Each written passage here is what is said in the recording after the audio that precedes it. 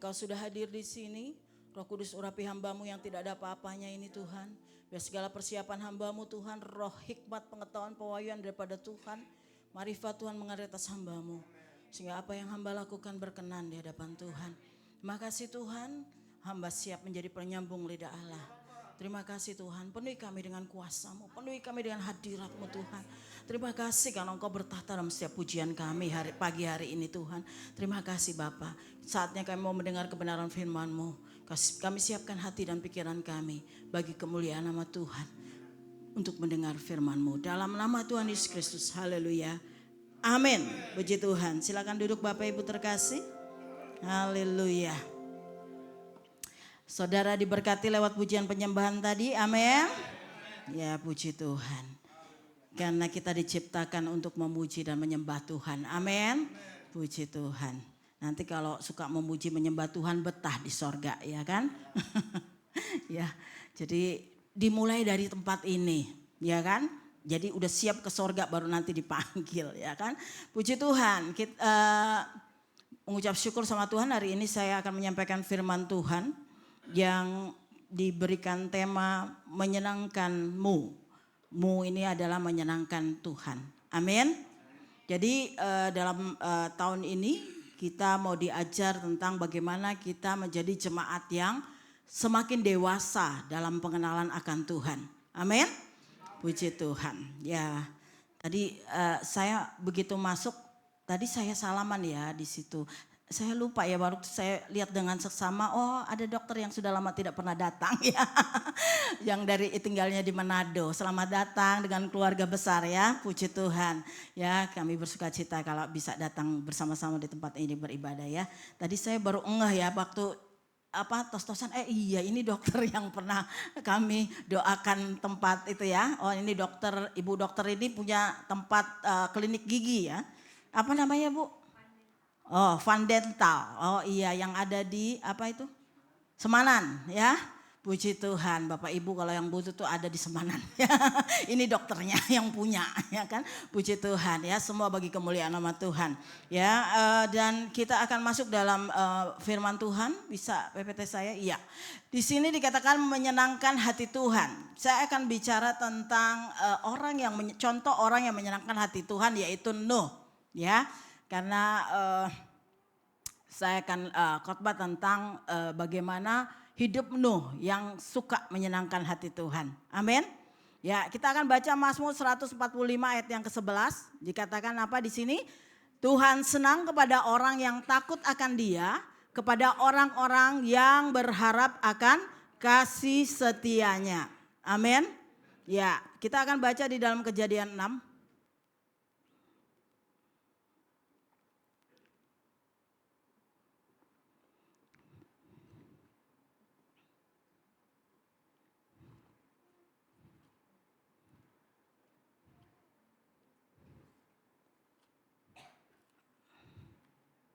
Ya, udah dapat Kejadian 6? Iya. Kita akan baca di sini. Iya.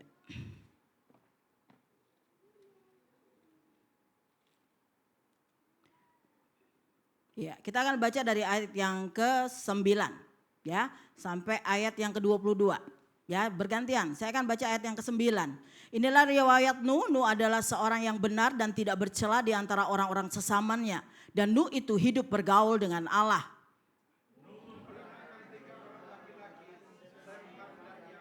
Adapun bumi itu telah rusak di hadapan Allah dan penuh dengan kekerasan.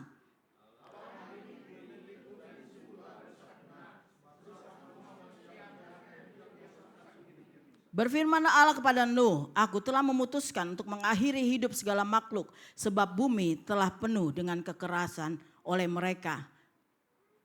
Jadi aku akan memusnahkan mereka bersama-sama dengan bumi.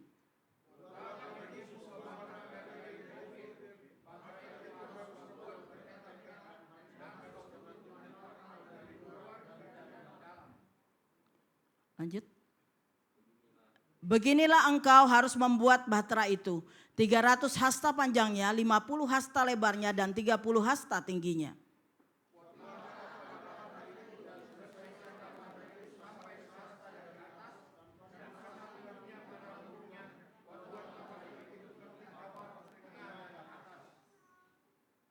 Sebab sesungguhnya aku akan mendatangkan air bah meliputi bumi untuk memusnahkan segala yang hidup dan bernyawa di kolong langit. Segala yang ada di bumi akan mati binasa.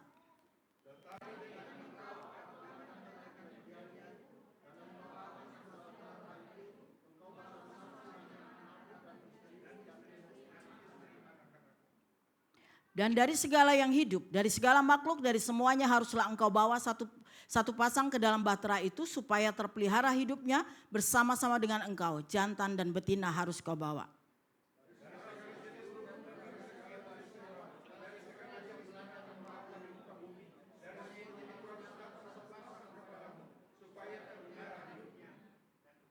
Dan engkau bawalah bagimu segala apa yang dapat dimakan, kumpulkanlah itu padamu untuk menjadi makanan bagimu dan bagi mereka.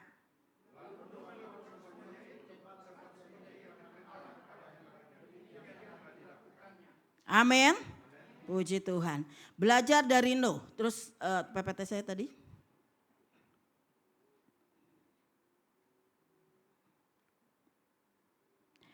Jadi menyenangkan hati Tuhan adalah tujuan hidup semua orang percaya yang dibuktikan dengan hidup benar sesuai dengan ajaran perintahnya dan melakukan dalam kasih. Ya, jadi di dalam firman Allah dikatakan Tuhan Yesus berkata dalam Yohanes 14 ayat 15 berkata, jika kamu mengasihi aku, kamu akan menuruti segala perintahku. Bisa lanjut? Iya, ya jadi menyenangkan hati Tuhan itu adalah tujuan hidup ya Bapak Ibu, amin. Amin. Menyenangkan diri sendiri apa menyenangkan Tuhan? Karena di dalam firman Allah dikatakan apapun yang kita lakukan, lakukan untuk Tuhan. Amin. Mau profesinya apa saja, lakukan pekerjaan kita, hidup kita buat Tuhan. Amin. Itu berarti kita benar-benar adalah orang-orang yang sukanya menyenangkan hati Tuhan. Amin. Belajar dari Nuh. Kita akan belajar di sini hal yang pertama kita akan belajar. Ada beberapa ciri orang yang menyenangkan hati Tuhan. Ya, contohnya Nuh nih. Lanjut PPT-nya? Iya. Jadi dari kisah Nuh ini ada beberapa ya ciri ya menyenangkan hati Tuhan. Pertama, mengasihi Tuhan lebih dari segalanya. Di dalam Markus 12 ayat 30 itu kan bicara tentang bahwa kita harus mengasihi Tuhan lebih dari apapun. Itu adalah perintah Tuhan Yesus ya. Dikehendaki Tuhan menjaga kekudusan ya. Dalam Kejadian 6 ayat 9 itu Nuh itu hidupnya tidak bercela ya Saudara. Katakan harus engkau hidup tak bercela di hadapan Tuhan ya. Dalam bahasa Ibrani tidak bercela itu kalau di dalam Ulangan dikatakan hidup Ulangan 18 ayat 13 itu dikatakan harus engkau hidup tak bercacat di hadapan Tuhan. Kata Ibraninya adalah tamin. Arti dalam bahasa Inggris adalah perfect dan sempurna. Dalam bahasa Yunani itu telios ya Matius 5 ayat 46. Hendaklah kamu sempurna seperti Bapamu yang sempurna.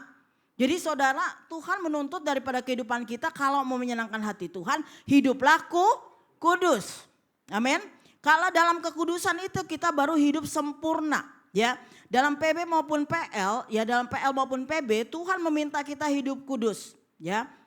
Di akhir zaman usahakan hidup tidak bercela ya, menjauhkan dari hidup dari apa? Dalam daging, tetapi hiduplah dalam roh, dipimpin oleh roh dalam Galatia 5 ayat 16 ya.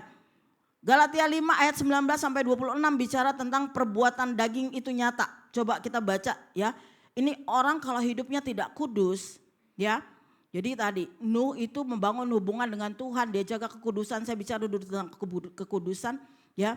Kita baca di dalam Galatia 5 ayat 19.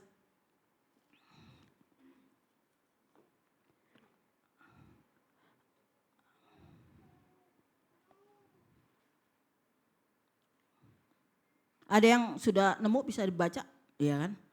Perbuatan daging telah nyata, yaitu apa pertama?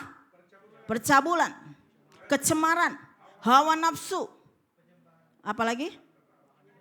Penyembahan berhala, sihir, perseteruan, iri hati, marah, ya, percederaan, roh pemecah, ya, amin, ya. terhadap semuanya itu kuperingatkan kamu seperti yang telah kubuat dahulu, bahwa barang siapa melakukan hal-hal yang demikian, ia tidak akan mendapat bagian dalam kerajaan Allah. Amin. Jadi di sini dikatakan bahwa tidak boleh ada, tadi ayatnya dari ayat yang tadi ya, maju lagi tadi, ayat 19. Ya, apa katanya? Tidak boleh ada percabulan, kecemaran, hawa nafsu. Ngerti kan semuanya ini? Coba di checklist dari hidup kita. Ada enggak? Masih ada enggak? Gitu ya. Nah kemarin itu saya lagi belajar tentang, saya sedang belajar BBCA. Itu Bible Counseling di GBI ya. Kita bicara tentang bagaimana hidup kudus, suami istri harus hidup kudus. Ya, tidak boleh nonton-nonton film yang enggak. Ya, anak-anak muda hidup hidup kudus. Tidak boleh nonton film-film yang enggak. Sehingga apa tadi? Ada dosa percabulan. Dalam pernikahan tidak boleh ada hal-hal yang begitu. Itu kita hamba Tuhan harus menasihati jemaat. Supaya jemaat hidup dalam kekudusan. Itu juga berhubungan dengan hawa nafsu. Punya istri 1 maunya 5. Punya suami 1 maunya 5. Yang begitu-begitu itu bicara tentang hawa nafsu. Ya kan? Hawa nafsu itu juga berhubungan dengan keserakahan. Maunya buat dirinya. Buat orang lain gak penting. Itu namanya serakah. Hal-hal yang itu tidak boleh dalam kehidupan kita. Ya, terus tadi ayatnya yang tadi dulu Os. Ayat 20 berkata apa? Iya, penyembahan berhala dan sihir. Ya kan? Kalau di dalam firman Allah, di dalam Kolose 3 penyembahan berhala itu termasuk kemarahan, kebencian, itu termasuk golongan dosa penyembahan berhala. Kalau zaman dulu kan nyembah berhalanya pakai patung ya. Nah sekarang pun ada orang yang suka nyembah patung tuh ada, ya kan? Nah seperti itu. Tapi kita orang percaya kita tidak boleh juga menyembah berhala ya. Terus sihir. Nih ada orang percaya apalagi yang masih dari kampung saudara ya. Saya dulu pernah ke Flores saudara, itu ada orang-orang yang ke gereja mah ke gereja, Suanggi jalan terus. Benar. Ada ibu-ibu begitu, sebelah rumah bapak besar saya, pernah saya tinggal di sana. Wah kami pergi nih ke gereja rombongan. Ibu itu juga pergi, ya kan? Tapi sampai di rumah berantem sama suaminya, kedengeran ke tetangga. Karena berantemnya menyeramkan saudara, ternyata ibu ini Suanggi. Saya dibilang sama kakak saudara saya, lihat itu, lihat ibu itu matanya merah, kenapa Suanggi gitu. Tahu kan Suanggi ya? Iya kan?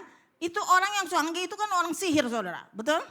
Ya kemarin saya kan melayani ada saudaranya Ibu Neni begitu ya, sakit gitu ya, sakit didatengin. Belum didoain dia udah panas, oh sakit gitu kan. Tiba-tiba badan saya gede semua, saya tanya sama Bu Neni, badannya gede Bu? Iya setan nih berarti, ya kan?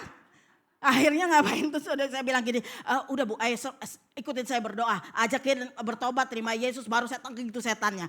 Mau keluar setannya mau ngejerit saudara rumah sakit. Saya bilang jangan sama Yesus gak boleh ngejerit. Setan itu bisa diperintah loh saudara, betul? Kenapa? Karena kita dikasih kuasa sama Tuhan. Amin. Dia mau ngejerit, nah kalau ngejerit nakes datang semua saya dimarahin saudara. Diapain orang betul gak? Padahal Roh Kudus sedang bekerja, amin.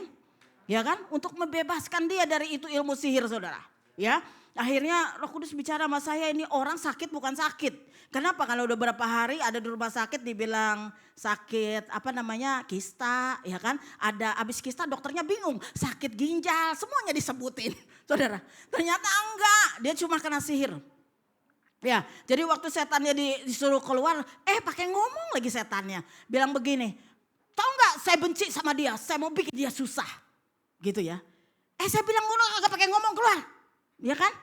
Diusir saudara. Ibu Neni nanya sama saya, Bu Evi biasanya kami kalau di kampung ditanya-tanya. Terus saya bilang, itu kalau ditanya-tanya tadi dia akan ngomong. Saya bilang orang iblis bapak pembohong lu nanya. Betul gak? Ntar kalau saya tanya begini, you dari mana? Itu dari Bu Neni gimana? Benar gak? Alkitab kan bilang bapak pembohong dia, ngapain lu tanya? Betul gak? Saya bilang nanti diadu domba. Akhirnya saya bilang bukan banyak kan di kampung sana diadu domba sama setan. Karena saya tahu tuh di daerah bapak saya. Ada yang kerasukan ditanyain. Lagi ngomong sama siapa aku benci, sama si Anu benci, sama seluruh keluarga benci. Karena setan maunya itu. Betul? Bener ya, diusir. Habis itu dia ngomong gini, Bu Neni bilang udah pulang aja gak ada penyakit gitu kan. Dia bilang bukan, besok mau di ronsen lagi, udah 3 kali mau di ronsen saudara. Dokternya bingung, saya udah doa. Udah gini aja Bu, kalau penyakit ini cuma dari setan ibu pasti pulang besok. Akhirnya doa karena setannya diusir ya. Terus akhirnya udah doa. Besoknya dokter ditanya sama dokter mau ini ronsen lagi? Enggak, hasil ronsen kagak ada apa-apa. Betul? Hari dia pulang. Betul? Jadi kalau sakit tuh doa dulu, nih sakit karena dosa minta ampun. Kalau dari setan suruh usir setannya. Ya kan kalau dari gara-gara kita nih, kata ada orang kemarin bilang gini, saya sakit gara-gara apa?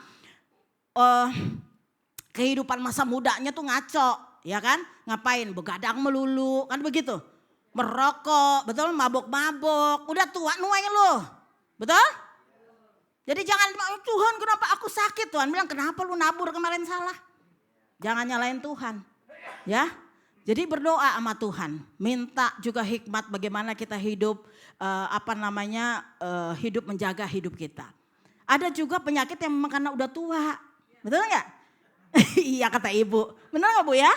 Saya aja Bu umur udah mulai sekian Bu, aduh, ya kan mau berdiri nggak kayak waktu muda, ya kan?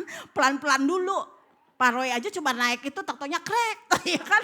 Cuma naik bangku loh saudara urusannya. Kenapa? Dokternya ngomong apa? Pak makanya jangan lupa umur, ya kan? Pikir wah gua masih gagah, lupa sama umur. Ya, karena Alkitab juga bilang bahwa kita makin tua makin merosot. Betul? Jadi bagaimana caranya ya tetap menjaga diri. Ini ada dokter di sini, Dokter Petra.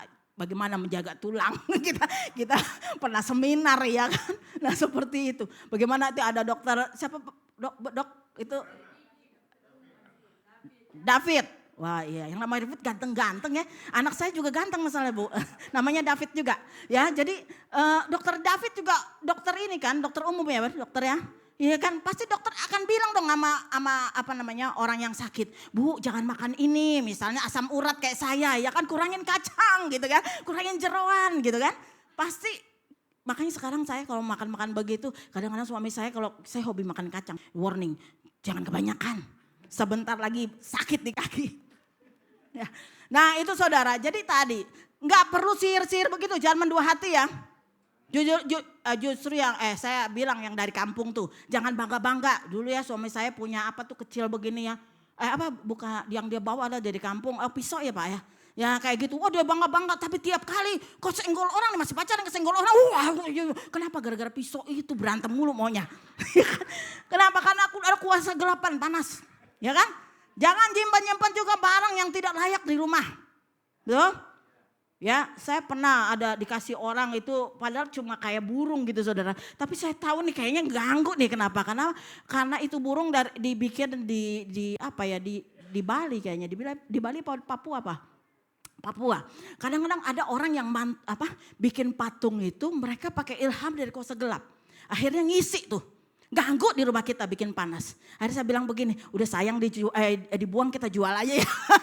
Ya kan begitu karena mahal saudara lumayan mahal 6 juta ya. Nah saya percaya bahwa kita ini harus hidup kudus. Kalau hidup kudus itu di rumah gak boleh ada macam-macam. Ya Anda yang punya patung-patung yang gak keruan tuh dibuang aja. Ya karena saya pernah melayani satu rumah begitu isinya patung siluet yang porno semua. Akhirnya bapaknya ya tukang bahugel kata orang Manado. Ya kan? Kenapa? Karena dia menghadirkan roh itu di rumahnya. Betul? Ya kalau udah bilang tuh di rumah banyak panas itu biasanya hal-hal yang tidak baik itu dibuang aja. Orang mau punya keris kayak punya apa dibuang. Betul? Karena itu termasuk sihir tidak berkenan di hadapan Tuhan. Itu berhala. Kita harus mengandalkan Tuhan. Perseteruan, perselisihan, iri hati. Ada yang suka sirik sama orang. Gak perlu iri karena bagian berkat kita itu masing-masing. Amin. Tuhan sudah kasih berkat kita masing-masing. Kalau semua pengen jadi presiden rakyatnya yang mana? Kalau semua jadi dokter siapa yang mau itu pasiennya ya kan? Betul gak? Sekarang udah mulai banyak ya dok pasiennya ya. Soalnya dulu dokter Petra bilang bu agak berkurang gara-gara saya sekolah. Ya kan? Saya bilang tenang dok ada waktunya. Ya kan? Semua ada waktunya. Nah sekarang pasiennya banyak lagi ya kan. Itu karena Tuhan semua ya. Jadi pencederaan, dero pemecah. Jangan suka memecah belah ya. Apalagi dalam rumah tangga orang ya. Jangan suka datang ke rumah tangga orang, mecah belah rumah tangga orang. Ngomong sama suami, ngomong istri, diadu domba, nah kayak gitu-gitu. Juga mertua ya bertobat ya. Kadang-kadang mertua itu juga bisa jadi batu tandungan. Hah iya. Kenyataan kayaknya ya kan. Teriaknya mantep banget. Ya kadang-kadang betul nggak? Kata Alkitab dalam Kejadian dikatakan bahwa kalau orang sudah menikah, suami istri itu keluar dari rumah, mereka akan membina rumah tangganya sendiri. Makanya dari sekarang saya udah ngomong sama anak saya. Kamu boleh dekat mama sekarang, tapi kalau kamu sudah menikah, urusin rumah tangga kalian. Tugas saya mendoakan. Amin. Kalau kalian minta nasihat sama saya akan nasihati. Betul? Nah begitu. Jadi kadang-kadang mertua mencampuri urusan rumah tangga, jadi rumah tangganya rusak. Bukan banyak kan orang hancur rumah tangganya gara-gara mertua. Karena saya sering konseling. Ada ibu-ibu sampai nangis di depan. Bu, karena saya gak punya anak, mertua bilang tinggalin saja. Aduh saya sedih. Akhirnya saya bilang hampir bunuh diri saudara orang itu. Saya bilang aduh bu jangan bunuh diri bu. Ibu tambah susah nanti di akhirat. Saya bilang begitu. Akhirnya saya doakan ibu dikuatkan sama Tuhan. Tuhan punya cara lah bu gitu kan. Akhirnya saudara dia pulang ke Medan. Dia nemu sama mertuanya tapi mertuanya belum bisa menerima dia. Terus dia telepon saya lagi, saya bilang tetap bu berdoa bagi mertuamu. Terus dia bilang iya bu tapi sekarang saya udah punya kegiatan apa. Saya bisa jahit, saya tukang jahit. Amin. Iya kan, udahlah dialihin aja apa yang Tuhan kasih. Ya kan, gak usah mikirin hal-hal yang negatif. Kalau kita mikirin hal-hal yang negatif terus kita akan gak maju di dalam Tuhan. Ya, tadi dikatakan ya Nuh menjaga kekudusan. Ingat Bapak Ibu harus menjaga kekudusan. Nuh membangun hubungan intim dengan Tuhan terus menerus. Berkomunikasi dekat dengan Tuhan. Ya dalam Kejadian 6 ayat 9. Ya, sehingga ia tahu kehendak Tuhan dan dapat melakukannya. Orang yang suka berdoa pasti dia akan tahu kehendak Tuhan dalam hidupnya. Amin. Ya, apa? Dia suka berdoa, dia suka mendengar Tuhan. Lewat apa? Baca firman Tuhan. Kalau zaman dulu Tuhan bisa langsung bicara sama nabi. Tapi zaman sekarang saudara Tuhan akan bicara lewat Roh Kudusnya, lewat intuisi yang akan dikonfirm sama firman Tuhan. Amin. Jadi kalau Roh Kudus ngomong sama kita tuh dia akan confirm dengan firman-Nya. Ya. Jadi gak ada yang bilang begini mentang-mentang jodohnya lama. Bu katanya Tuhan yang itu sebelah saya jodoh saya. Sembarang aja ya kan.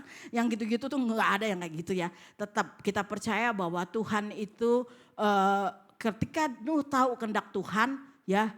Dia bukti dia mengasihi Tuhan ya.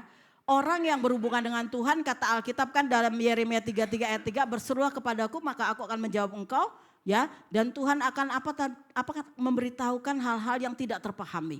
Betul? Apa si Daud ini seorang insinyur? Saya mau tanya, insinyur bukan? Bukan. Tapi dia bisa bangun Batra loh. Teknik aja tenggelam. Iya kan? Padahal cuma kena es. Ini enggak Nuh kena badai saudara, tapi tidak tenggelam. Kenapa? Karena dia tahu ada Tuhan yang dia andalkan yang luar biasa memberikan hikmat kepadanya. Amin. Jadi Bapak Ibu kepandaian semua itu berasal dari Tuhan. Kalau Anda punya talent, kemampuan semua berasal dari Tuhan dan kembalikan untuk kemuliaan nama Tuhan. Lanjut kedua. Mematuhi perintah Tuhan dengan segenap hati, berarti taat. Lalu lu melakukan semuanya itu tepat seperti apa yang diperintahkan Tuhan kepadanya. Itu bicara tentang apa? Presisi, tepat. Jadi kalau Tuhan suruh buat yang modelnya kayak gini, yang bentuknya kayak gini, dia melakukannya tepat. Betul? Kalau dia melenceng saja, saudara tahu nggak? Dosa itu kan maksudnya pelanggaran hukum Allah. Contohnya misalnya begini, ketika Anda tidak taat, ini kan kita disuruh maju ke sana, lurus ya. Tapi ketika tidak taat, dia boleh melenceng. Dari melenceng begini berjalan terus melenceng jauh dari Tuhan. Betul? Jadi ketika kita tidak taat, akan kita jauh dari Tuhan. Kita tidak bisa menyenangkan hati Tuhan. Betul? Jadi Tuhan mau semua, saya ingat saya pernah berkhotbah tentang si Yusuf. Yusuf itu kan dapat perintah Tuhan, betul? Ya, jangan tinggalkan Maria. Dia dituntun Tuhan untuk pergi ke sana, pergi ke sini sampai kelahiran Tuhan Yesus. Dia ikut dalam tuntunannya. Nah, itu tuntunan yang diikuti Yusuf itu melalui mimpi, presisi dia lakukan, tepat. Betul? Karena ada orang sukanya apa yang dia suka, bukan yang Tuhan suka. Betul? Jadi harus tepat. Kalau Tuhan suruh ngomong begini, kamu berdiam sekarang, ya diem. Gitu. Kalau kamu sekarang Tuhan bilang banyak berdoa, ya banyak berdoa. Gitu. Kalau Tuhan bilang sekarang hari ini engkau harus bertindak, ya bertindaklah seperti itu. Ya. Jadi Tuhan mau tepat. Nah, tadi dikatakan dia begitu taat, ya, melakukan perintah Tuhan itu dengan taat, ya. Jadi tadi di dalam Kejadian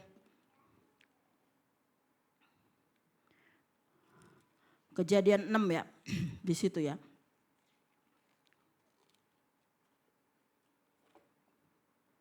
Coba dibuka Kejadian 6 ayat yang kedua-dua.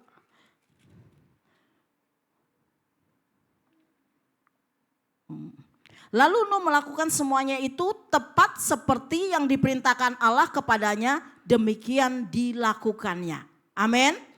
Jadi kalau Anda cari Tuhan, Anda berdoa sama Tuhan di dalam masalah, di dalam pergumulan, mintalah sama Tuhan apa yang Anda lakukan. Kalau Tuhan suruh melakukan A, lakukanlah A. Kalau Tuhan suruh melakukan B, lakukanlah B. Itu berarti tepat. Tapi jangan Tuhan bilang begini, waktu Anda misalnya marah sama orang, Tuhan apa yang harus dilakukan? Udah tahu kan firman Allah berkata kalau kita harus mendoakan musuh kita, jangan marah. Kalau marah katanya jangan sampai matahari terbenam. Tapi banyak kali apalagi kita ibu-ibu, kita kan baperan. Mungkin kalau laki itu katanya gampang. Kenapa? Karena dia ini semua pakai logika. Ya, bisa dia ngomong nggak penting gitu ya. Tapi kalau perempuan tuh baperan, ya, nah seperti itu. Tapi kita harus belajar sesuai dengan firman Tuhan. Kalau sudah mengampuni udah gak dirasa-rasa lagi Tuhan. Pokoknya saya angkat tangan, saya mau setuju dengan engkau, saya mau mengampuni dalam nama Tuhan Yesus, titik. Amin. Nah itu namanya presisi. Terus lanjut. 3. Mana yang ketiga? Iya, mempercayai Tuhan. Jadi dia beriman dengan sepenuh hati, ya. Ibrani 11 ayat 1, ya, di mana dikatakan bahwa iman adalah apa katanya? Dasar dari segala sesuatu yang kita harapkan dan bukti dari segala sesuatu yang tidak kita lihat. Jadi orang beriman, orang tuh percaya kepada Tuhan berarti dia beriman sepenuhnya. Padahal si Nuh ini belum tahu kan bahwa itu air bah akan terjadi, betul nggak saudara? Ya kan? Bahkan dikatakan itu di kisaran dia membangun Batra Nuh itu 70 tahun. Karena ketika katanya terjadi itu sekitar tahun 500 Masehi dan selesainya itu sekitar tahun 600 Masehi. Nah, itu semua dilakukan Nuh karena dia mempercayai Tuhan. Betul? Jadi kalau dia nggak percaya Tuhan, dia nggak akan bikin Batra. Bagaimana dengan kita? Dalam setiap masalah pergumulan, percaya nggak kita sama firman Tuhan? Ya, percaya nggak masa depan anak Anda, hidup Anda gilang gemilang karena janji Tuhan? Ya, dikatakan rancangan Tuhan, rancangan damai sejahtera bukan kecelakaan hari depan yang penuh harapan. Percaya nggak kalau firman Tuhan bilang begitu? Ya, doakan anak-anakmu. Kita percaya firman itu menjadi bagian buat kehidupan anak-anak kita. Tugas kita orang tua adalah melakukan firman-Nya karena janjinya akan kita terima. Karena firman Allah berkata, diberkatilah anak cucu orang benar, betul? Tidak akan meminta. Iya kan gak akan minta roti kata tangga saudara, bahkan memberi kata firman. Ya, keempat. Setia kepada Tuhan meskipun banyak tantangan dan godaan, ya. Jadi saudara dalam Kejadian 6:22 itu saudara kita percaya bahwa Nuh itu mengalami banyak tantangan dalam hidup. Betul? Di sini ada orang yang gak punya masalah? Banyak masalahnya ya. Nah, kita percaya bahwa ketika kita ada godaan, kita menghadapi tantangan, kita percaya bahwa ketika kita mau menyenangkan hati Tuhan, kita tetap mengambil keputusan bahwa saya mau setia sama Tuhan. Amin. Dalam segala keadaan, betul? Ya, makanya kalau waktu orang menikah kan dibilang apa? Dalam suka maupun duka. Suaminya sakit sedikit ditinggalin. Kan banyak begitu.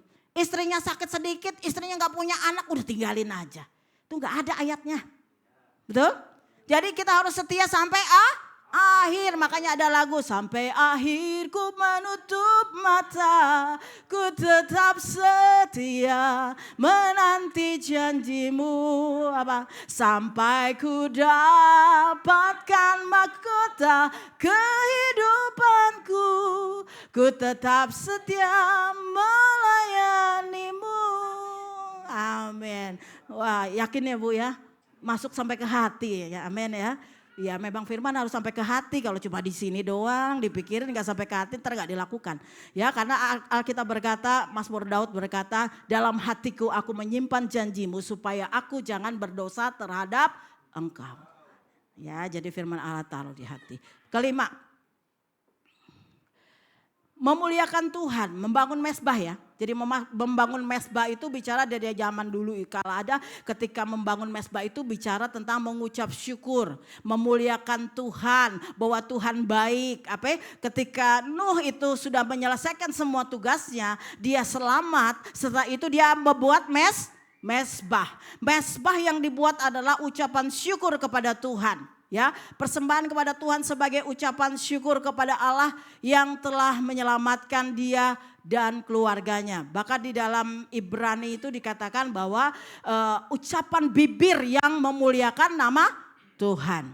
Ya, jadi kalau kita sudah ditolong Tuhan, jangan lupa bersyukur. Jangan lupa kasih persembahan ke gereja. Kan ada persembahan syukur di gereja, betul nggak? Amin. Ya, jadi enggak. Maksud saya gini, bukan apa-apa ya, gereja nggak minta duit Anda ya. Tapi kita tahu bagaimana kita bersyukur itu bisa dengan uang, bisa dengan ucapan bibir yang memuliakan Tuhan, betul? Bisa dengan cara apa saja kita mengucap syukur kepada Tuhan. Ya, nah seperti itu. Jadi nanti baca ayatnya ini karena saya punya waktu cuma sedikit. Mazmur 5 ayat 12 ayat 13 itu bicara ucapan syukurnya Daud kepada Tuhan. Amin. Jadi mengucap syukur dalam segala perkara. Ya, jadi setelah Nuh mengalami semuanya itu, jadi saudara tahu bahwa setiap masalah ada limitnya, betul? Kan dalam 1 Korintus berkata pencobaan-pencobaan yang kamu alami adalah pencobaan biasa. Pada saat kamu dicobai, Allah setia dan adil akan apa tadi? Memberi jalan keluar. Berarti kalau kita masuk dalam pencobaan, Tuhan izinkan ada limit waktunya, amin? Makanya tetap bertekun, tetap sabar, tetap setia. Ya, amin. Terus lanjut. Ya ini penutup. Marilah kita menyenangkan hati Tuhan seperti Nuh mengasihi Tuhan. Mematuhi perintahnya dan melakukan dengan kesungguhan hati. Hidup tidak bercela, menjaga kekudusan. Selalu senang memuji menyembah Tuhan. Berdoa intim dengan Tuhan. Minta pertolongan Roh Kudus agar kita dapat melakukannya. Amin. Kita nih gak kuat tanpa Roh Kudus. Tuh. Makanya Tuhan Yesus waktu pergi dia naik ke surga. Dia berkata sama murid-muridnya.